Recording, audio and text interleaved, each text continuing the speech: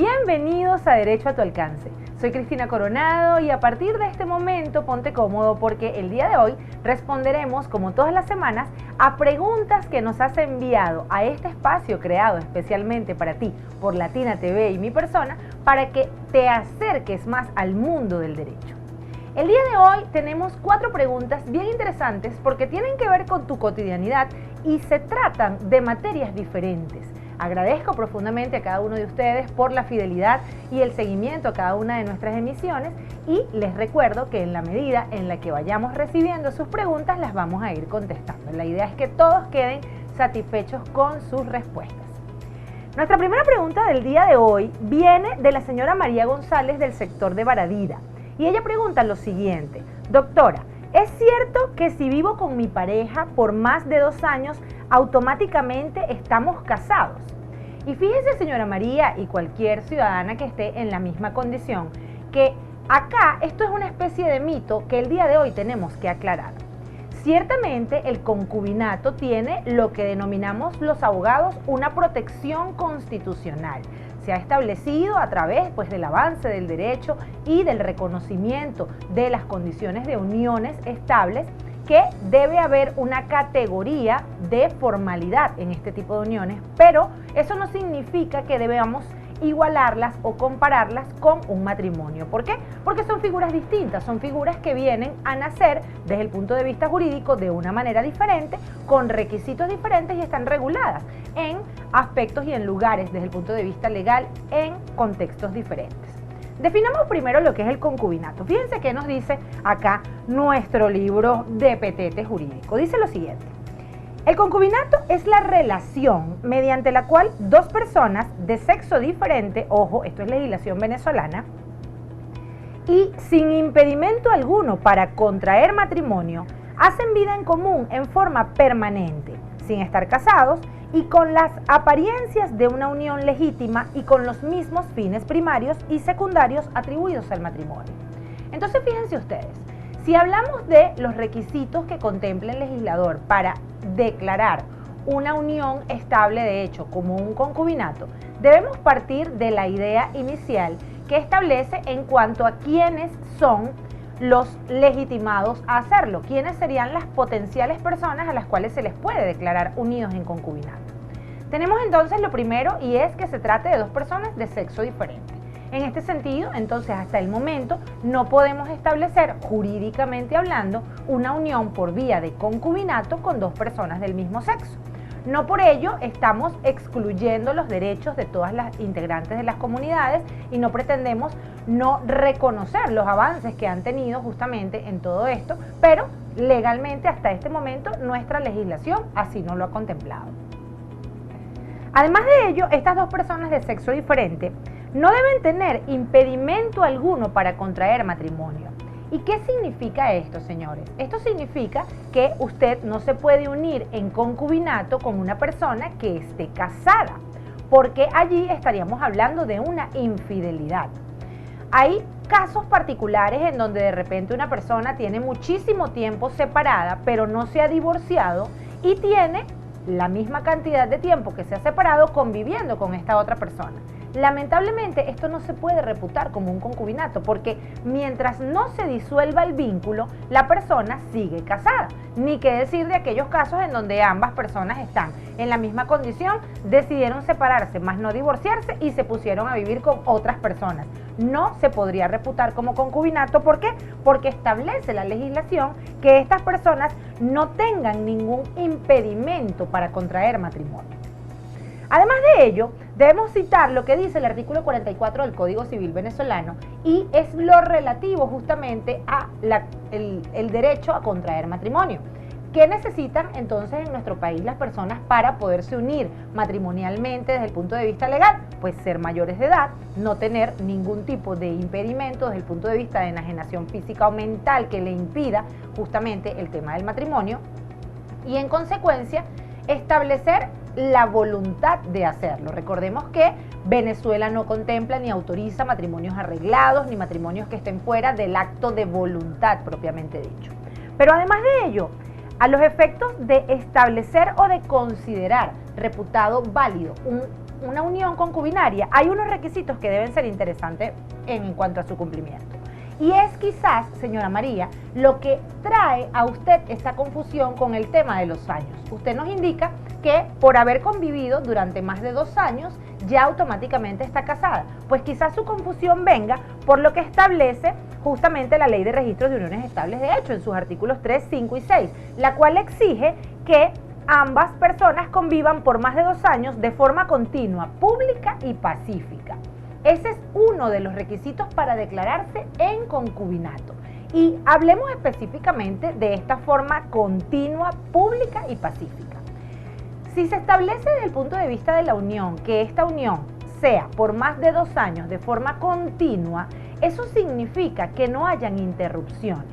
Esas parejas que de repente se separan, bien sea por trabajo o por problemas interpersonales, y rompen justamente lo que es esta convivencia y esta ruptura del vínculo, no pueden establecerse que están en concubinato. ¿Por qué? Porque el concubinato implica justamente una convivencia ininterrumpida. Las personas que están casadas y están unidas en matrimonio saben que no se estila el ir y venir en un tema de convivencia a menos que se trate exclusivamente de una relación laboral. Pero en el caso del concubinato, el que hayan estas ausencias, así sea por situaciones laborales, según lo que está establecido en este articulado, entonces implicaría una interrupción del concubinato. Además, se establece que esto sea de forma pública. Y qué interesante esto, señores. En alguna oportunidad venían al despacho una persona que formaba parte pues de una pareja, en donde ella me decía, nosotros convivimos desde hace 5 años, pero esto nadie lo sabe. Y nadie lo sabe, ¿por qué? Porque esta fue una relación que inició desde el adulterio y pues no me siento cómoda con esto, él tampoco se siente cómodo que se haga público y por esta razón muy pocas personas lo saben. Esto evidentemente es un impedimento porque la publicidad en la unión justamente es lo que hace que sea de conocimiento de todos y sea algo que no tiene por qué ser clandestino. Ustedes se preguntarán si la publicidad implicará que la señora del condominio, que la vecina sepa que están allí. Sí, pero esto es más allá de eso.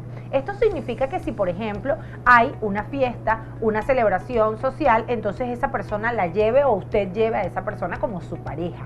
Que si de repente ustedes han ido a publicar en las redes sociales toda su vida, entonces también entre las publicaciones incluya la convivencia con esta persona. Que a nivel de su entorno laboral, de su entorno relacional, de amigos, de personas de su trabajo, de familiares, estas personas sepan que usted está unido con ese individuo, con esa mujer, con ese hombre, según se trate del caso. Y en tercer aspecto, que esta unión sea pacífica. Ay, ahí es donde viene el problema. Alguien una vez me preguntaba, o sea que si durante 2 años he vivido en una eterna pelea con esta persona, ¿eso no es un concubinato? Pues ahí ya habría que analizar de forma comportamental cómo ha sido el tratamiento justamente de esa pareja. No con esto pretendemos hacer invasión en la manera en la que la gente desde el punto de vista privado maneje sus relaciones, pero evidentemente si se trata de una unión interpersonal con fines románticos, amorosos, el tema de la pelea y de la discordia no debería estar presente. En fin, señora María, para responder a su pregunta, debo establecerle que ciertamente el hecho de que tenga 2 años con esta persona conviviendo le otorga uno de los requisitos establecidos en la ley. Pero ¿qué más debe hacer usted para reputarse concubina desde el punto de vista legal? Acudir con 2 testigos al registro civil más cercano de su residencia, según lo que nos están indicando, vive en Baradilla, entonces puede ir a el de Iribarren a los fines de que usted deje constancia de esta unión.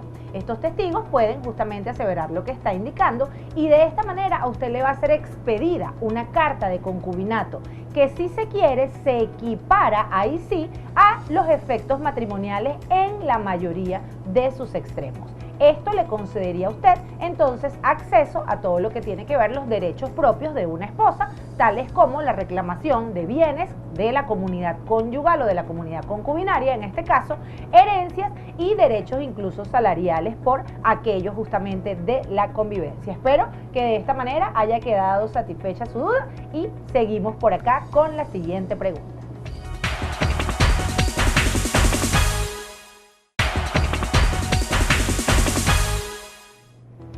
Estamos de vuelta vuelta acá en Derecho a tu Alcance con Cristina Coronado, conversando el día de hoy acerca de estas inquietudes que ustedes nos han enviado y que nuestro equipo de producción gentilmente ha organizado para responderlas una a una. A continuación le toca a la gente que está interesada en el tema del derecho laboral. Y esta es una consulta que ha hecho el señor Alfonso Aldana desde el municipio palavecino. El señor Aldana dice lo siguiente: me despidieron sin justa causa, pero la empresa dice que no me toca indemnización porque solo duré 3 meses. ¿Es eso verdad? Pues le cuento, señor Alfonso, que eso es falso. Así hayan sido 3 meses los que usted haya durado prestando el servicio para esta empresa, usted tiene derecho a su arreglo. Y en este caso, justamente, el tema del despido, es importante determinar y conocer cuándo es un despido directo, un despido indirecto, cuándo se trata de un despido justificado o injustificado y las consecuencias jurídicas que esto trae. Porque probablemente a usted, por el poco tiempo que tenía, le hicieron creer, como en efecto, según entiendo acá de esta pregunta que está haciendo, le consideraron o le hicieron justamente pensar que usted no tenía ningún derecho por esa poca cantidad de tiempo. ¿Qué dice nuestro autor favorito acerca de lo que es el despido? Fíjese que por acá nos dice que el despido se aplica justamente a lo que tiene que ver con una ruptura unilateral que hace el patrono, una ruptura, por supuesto, del contrato individual de trabajo celebrado con uno o con varios trabajadores. Entonces, cuando empezamos a pensar, esto es una decisión unilateral. Aquí el trabajador no intervino. Esto no se trata de una renuncia, no se trata de una negociación, sino de una decisión unilateral que por lo general suele ser sorpresiva para ese trabajador. Pero, ¿por qué ocurre? Ciertamente todos los contratos laborales tienen algunas cláusulas y tienen algunas condiciones. Si en su caso su contrato era por 90 días, entonces no tendríamos que hablar de la figura de un despido, sino de la culminación de la contratación según las condiciones en las que fue establecido. Pero si su contrato establecía una mayor cantidad de tiempo, entonces el despido debe entrar dentro de alguna de las causales que justifican la ruptura de la relación laboral. Fíjense ustedes, el despido puede ser injustificado sin que el despedido haya dado motivo para el mismo. En este supuesto, el patrono tiene que indemnizar al trabajador en la forma y cuantía que las leyes determinan y que ya se las voy a explicar. ¿Qué pasa acá?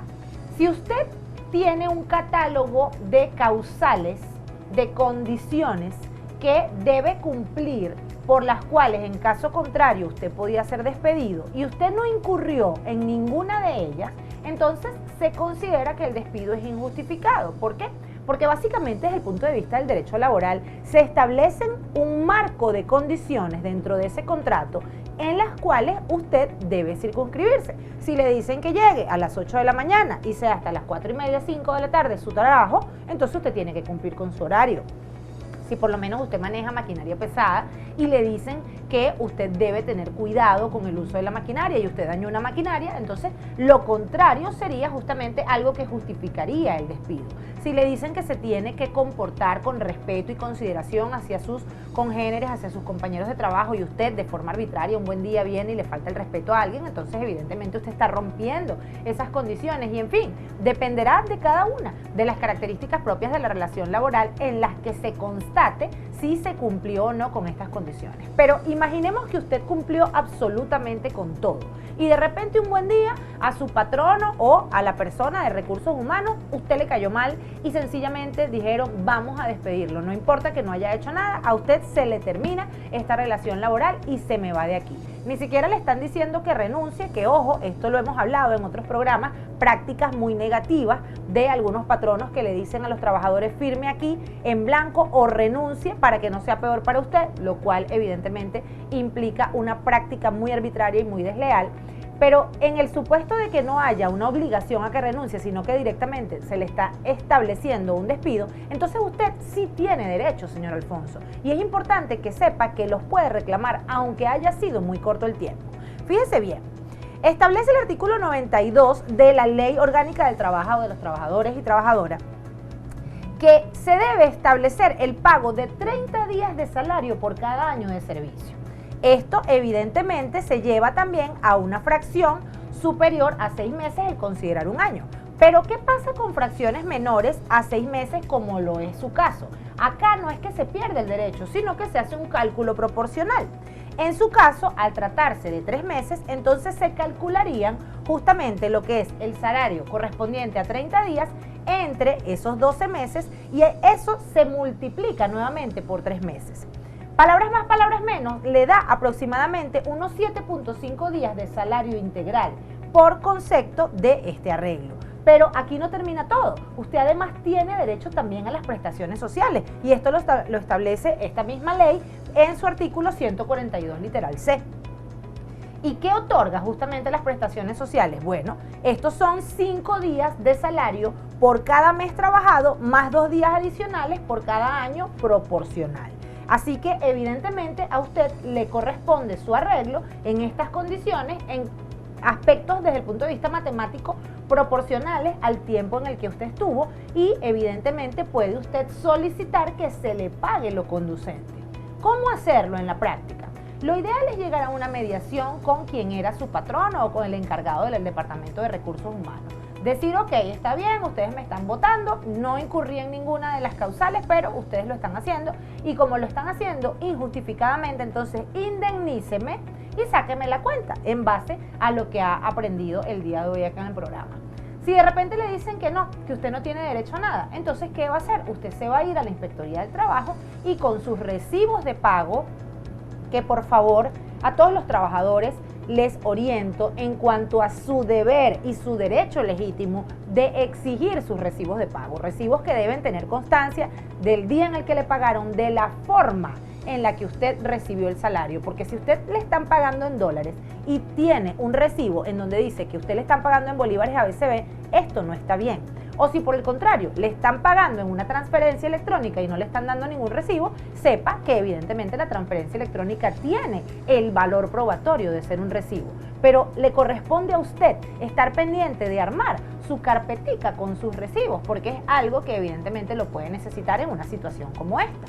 Entonces usted se va con su recibo y si tiene el contrato de trabajo, mejor aún, a la inspectoría a los fines de que se haga lo necesario en cuanto a este cálculo. Existirá, como no, la posibilidad de un reenganche en el caso de que realmente el despido haya sido injustificado o no, o también el patrono establecerá la factibilidad de cancelarle lo correspondiente y no verlo más, porque al fin y al cabo también se debe entender que hay un derecho de propiedad de la empresa y en este sentido, como dueño de la misma, él escogerá a quién contrata y a quién no. Esto nos lleva a reflexionar acerca de las condiciones, si se quiere, de inestabilidad que se pueden tener en un área de trabajo, en un trabajo específico. Ciertamente para los seres humanos una de las cosas más difíciles es no tener certeza de la seguridad financiera, la seguridad jurídica que implica el saber con cuánto dinero se va a contar o por cuánto tiempo se va a contar con esta estabilidad. Es este el punto en el cual hay que reflexionar. Los despidos injustificados, intempestivos, evidentemente no pudieron predecirse, precisamente por eso lo son. Las personas no tenían conocimiento de esto. Pero el seguimiento a la relación laboral, ese feedback tan necesario entre el trabajador y el patrono o el superior jerarca, el que usted pregunte, ¿cómo está? ¿Cómo se está viendo el trabajo? ¿Hay alguna recomendación que me pueda hacer? ¿Están satisfechos con la forma en la que me he venido desempeñando? No está de más y le puede ayudar a verificar cómo está ese tratamiento desde el punto de vista de esa prestación de servicio para evitar una sorpresa de estas. De esta manera, espero, señor Alfonso, que haya quedado satisfecha su inquietud y no se vayan porque al regreso vamos a responder a la tercera pregunta que nos han enviado el día de hoy acá en Derecho a tu Alcance.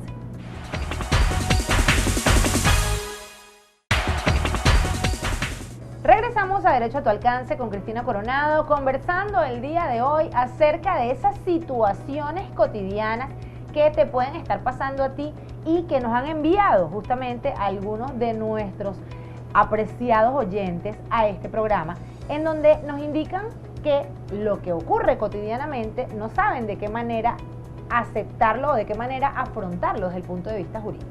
Fíjense en este mensaje que me llamó muchísimo la atención, un tema por de pronto las represalias que a veces las personas temen y por eso no hacen justamente lo que es la participación en este tipo de espacios.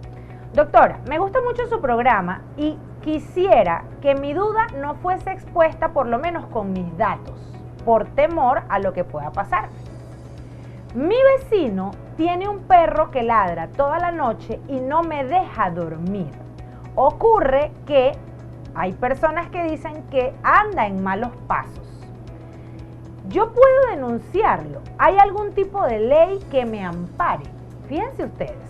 Aquí yo observo, y gracias de verdad por la confianza, que hay varios elementos propios de lo que tiene que ver con esta situación. En primer lugar, el hecho de tener temor a las potenciales represalias por algo que en teoría es un derecho, y es el derecho a la sana paz, la convivencia.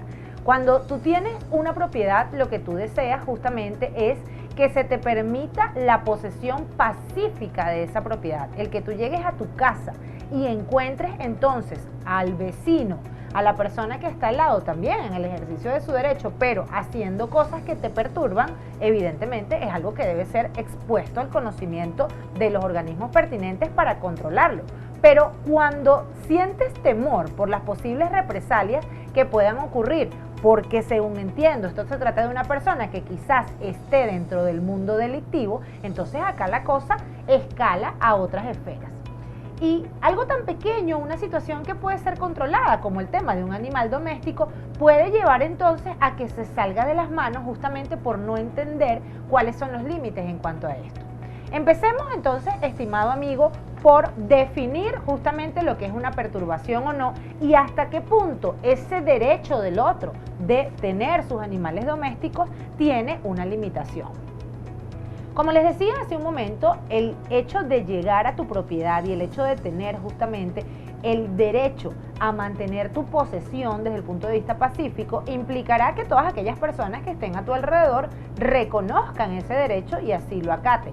En este sentido, ruidos, emisión de gases, incluso molestias hasta desde el punto de vista visual, con luces y con cosas que puedan afectar cualquiera de sus sentidos, evidentemente tiene que ser reputado como una perturbación. ¿Y qué ocurre cuando hay este tipo de perturbaciones? ¿Qué pasa cuando el origen de la perturbación entonces es una mascota? Algunas personas dirán, bueno, ¿y cómo evito que un animal ladre? Pues evidentemente sí, hay maneras de controlar desde el punto de vista urbano este tipo de situaciones, porque sabemos que hay ciertas razas que quizás sean un poco de pronto más exaltadas que otras. El punto es el siguiente. La Constitución Nacional, los decretos y demás lineamientos jurídicos que hay en nuestro país establecen las condiciones propias para la sana paz de un individuo en su hogar.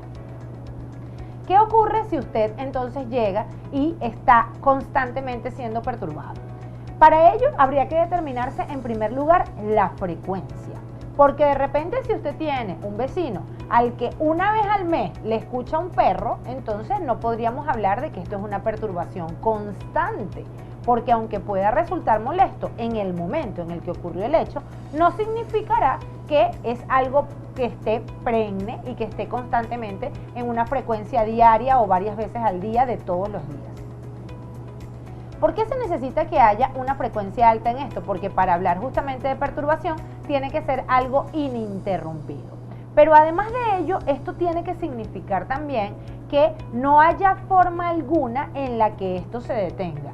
¿Y a dónde voy con esto? Justamente hacia la pregunta en cuanto a ¿se puede hablar con esta persona? ¿Se puede negociar? ¿Existirá la factibilidad de llegar a algún acuerdo? Quizás el animal está muy cargado de estrés y necesita ser paseado. Quizás esté pasando por alguna enfermedad, alguna condición que amerite justamente una atención veterinaria para que se explique el exceso de ladridos. En fin, todo esto debe ser objeto de una mediación que debería ser algo normal entre dos vecinos que evidentemente seguro se conocen desde hace un buen tiempo y que por el hecho de estar ubicados allí uno al lado del otro, pues ya están unidos por vida, por alguna casualidad y que amerita justamente una comunicación armónica.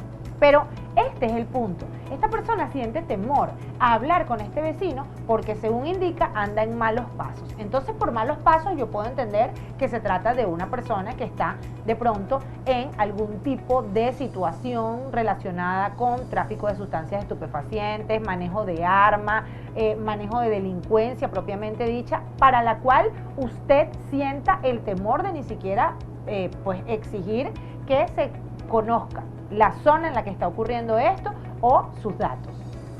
Y esto es justamente lo preocupante. ¿Qué tipo de acciones criminales o qué tipo de acciones son las que está desplegando ese vecino suyo que le hacen tener este temor?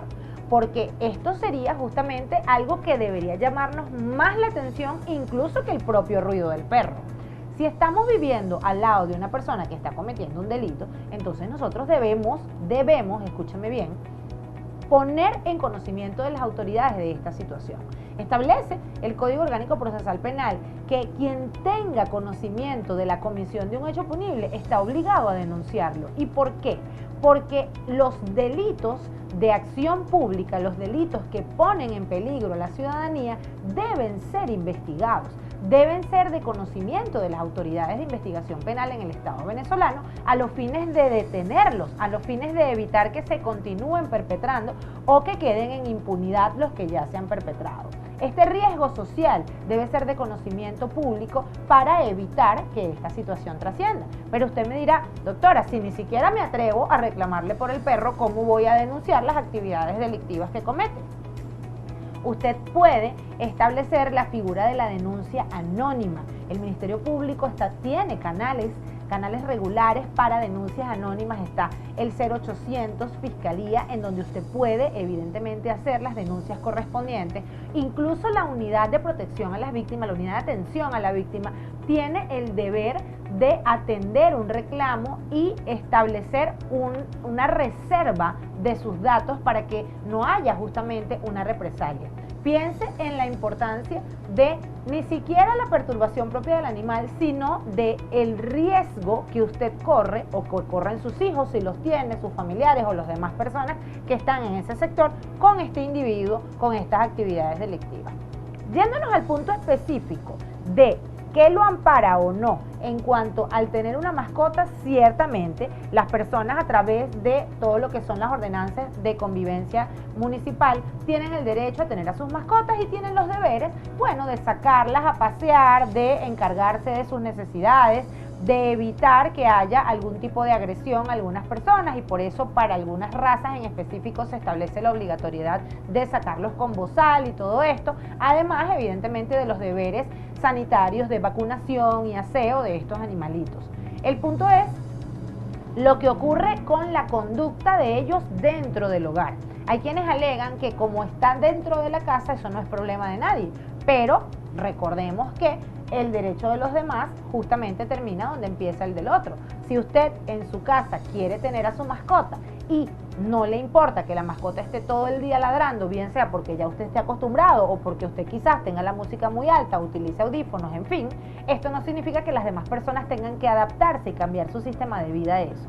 Así que usted puede perfectamente acudir, si en su jurisdicción hay una fiscalía municipal, a la fiscalía municipal a formular la denuncia por estos hechos, o si no lo desea judicializar por esa vía, lo puede hacer como por la vía administrativa a través de la prefectura. ¿En aras de qué? En aras de que se tomen las medidas correspondientes. Si su preocupación en cuanto a su seguridad se extiende justamente a todo eso, en estos dos organismos usted puede perfectamente indicar que tiene temor a represalias, que no desea que se conozca que fue usted quien formuló la denuncia, y es deber de los organismos públicos determinar o verificar lo que usted está denunciando para evitar que esto trascienda. Y en este sentido, si se detecta que el animal per se constituye un riesgo tanto para la persona que vive en esa vivienda como para las demás personas que están alrededor, puede ser reubicado en un hogar justamente de cuidado, en un hogar que esté apartado de las zonas para evitar un daño mayor. Ciertamente hay derechos para ese propietario de esa mascota, para la mascota propiamente dicha, pero también para usted. Entonces no significa que por la existencia de estos derechos uno u otro tenga que sacrificarse, sino tratar de coexistir. Espero que de esta manera, estimado amigo, haya quedado satisfecha su duda, y además está decirle que tenga en cuenta esta recomendación adicional que le he dado en cuanto a la presunta comisión de hechos punibles de ese vecino que usted sospecha, para evitar que haya un mal mayor. Al regreso responderemos a la cuarta y última pregunta acá en Derecho a tu Alcance. No te vayas.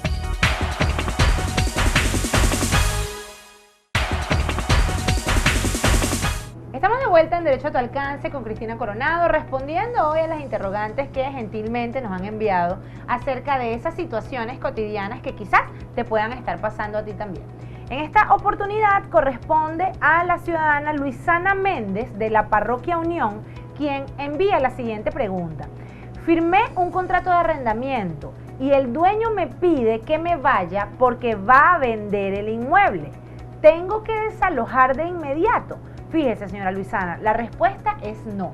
A usted la ampara un instrumento jurídico que es el decreto con rango, valor y fuerza de ley de regulación de arrendamiento inmobiliario para el uso comercial, en el caso de los locales comerciales, y para la vivienda, la ley de arrendamientos inmobiliarios en el caso de inmuebles dedicados a la vivienda exclusivamente.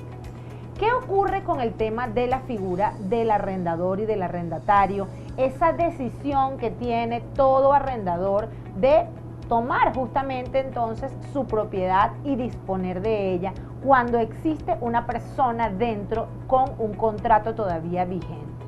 Hay algo que algunas personas han olvidado y tiene que ver con lo que se conoce desde el punto de vista arrendaticio con el derecho de preferencia.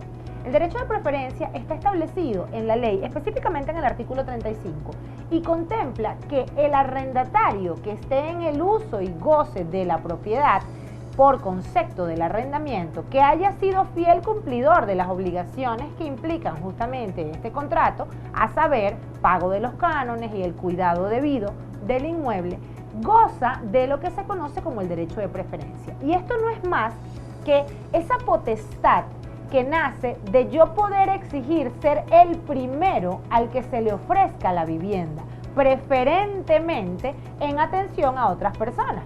Pero ¿qué pasa? Pasa que de repente los dueños de las viviendas, de una manera, si se quiere, intencional, le colocan un precio por encima del que deberían porque tienen intención de vendérselo a otra persona. Imaginemos que el arrendador y usted no tienen buena relación. Imaginemos que el arrendador de pronto le quiere vender el inmueble a un primo, a un cuñado, en fin, a alguna persona de la que goza de su afecto. Y le da a esta persona unas condiciones de pago o un precio que es súper atractivo en el mercado, y cuando le dice a usted que está vendiendo el inmueble, le da otra información que, si se quiere, desde el punto de vista financiero para usted es imposible de cumplir. Entonces, ¿qué pasa?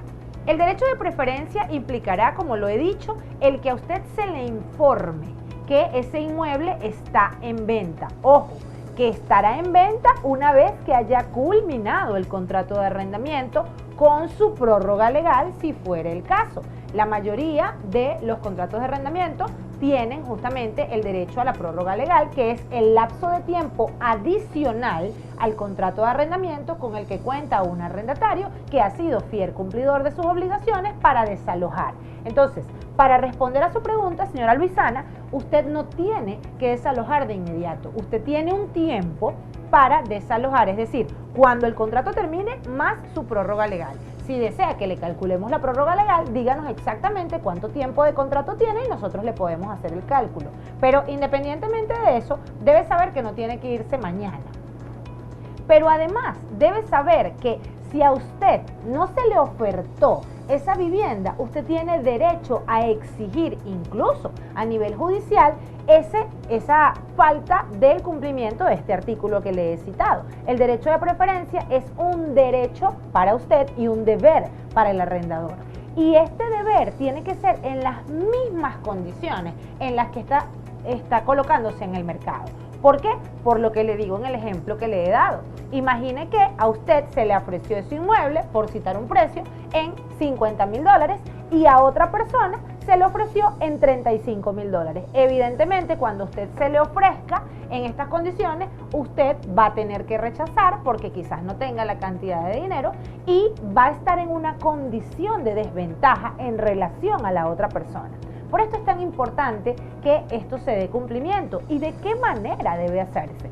No es nada más algo que se dice de boca. Esto debe establecerse por escrito y debe concederse, según lo que dice la ley, un plazo de 30 días para que la persona responda, para que la persona decida si está o no en condición de hacer esta transacción, y evidentemente este es el tiempo en el cual de pronto usted puede verificar si están siendo ofertadas las mismas condiciones o no a otro individuo.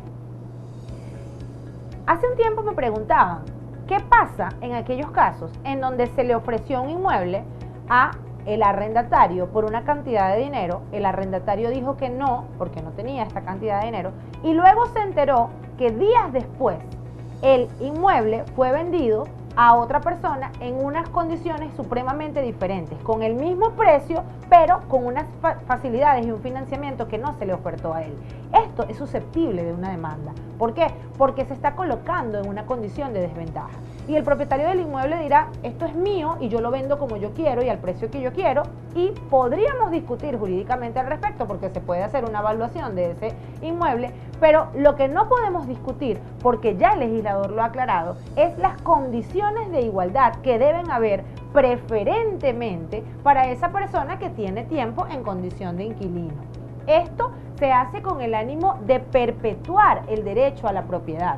Si usted está en un inmueble, imaginen quizás por 5 años, ya lo decoró, ya está acostumbrado, si tiene hijos, quizás sus hijos ya estén familiarizados con el lugar, y el que de pronto de manera intempestiva le digan que lo van a vender y que usted tiene que desalojarlo, podría evidentemente trastocarlo desde el punto de vista emocional y financiero, porque tomar una decisión de mudarse no es nada fácil.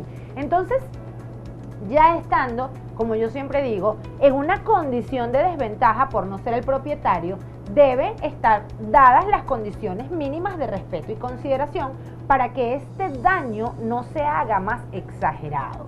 Y así las cosas deberíamos establecer justamente cada uno de los aspectos que tienen que ver con ese respeto a el derecho de preferencia. ¿En qué forma se debería cumplir esta notificación? Bueno, por antonomasia, esto debería ser escrito, debería ser una carta a mano o en computadora, debidamente suscrita con la rúbrica, con la firma del propietario del inmueble o en su defecto del arrendador, quien lo haga en calidad de apoderado. Y en el caso de que no sea así, debería ser por lo menos en una notificación electrónica. Una notificación que, ojo, puede ser desde un correo electrónico hasta un WhatsApp, en donde usted se entere, se dé por notificado de esto. ¿Y qué debería contener? Las condiciones de la negociación, el precio que se está dando, si existe alguna factibilidad de financiamiento y el tiempo, ¿ok? El tiempo propiamente de esta oferta, porque recordemos que las ofertas también tienen un tiempo de caducidad. Cumplido todo esto y en información ya usted de lo que tendría de cara a los efectos de la comercialización, sería ya algo que usted tendría que decidir si lo asume o no, o si justamente entra en este tipo de comercio para esta transacción. Lo importante que debe saber usted, señora Luisana, es que no tienen derecho a desalojarla de inmediato, que todo contrato de arrendamiento debe ser cumplido hasta la finalización en su tiempo, a menos que hayan algunas causales de incumplimiento, tales como que no hayan pagos de cánones o hayan daños considerables a la propiedad, o se hayan incumplido de pronto otras condiciones como el subarrendamiento, por ejemplo. Y en el supuesto de que esto fuera así, evidentemente daríamos lugar a una terminación anticipada de la relación arrendaticia. Pero si no es así, si estamos en presencia de un cumplimiento del contrato que todavía está vigente, se debe incluso tener en cuenta que faltaría un tiempo para que cese el contrato en su vía ordinaria y se debe todavía calcular la prórroga legal según el tiempo en el cual usted estuviere ahí arrendado. Esto ha sido todo por hoy. La invitación es para la próxima semana para que tengamos entonces acceso a toda la información que ustedes pueden querer en cuanto a esas cosas que les pasan cotidianamente, en cuanto a esas circunstancias que de pronto no tienen la respuesta a la mano, pero que saben que hay algo en las leyes que debe estar por lo menos escrito para poderle aclarar. Este es el espacio que hemos creado para que usted recuerde que el derecho está a su alcance.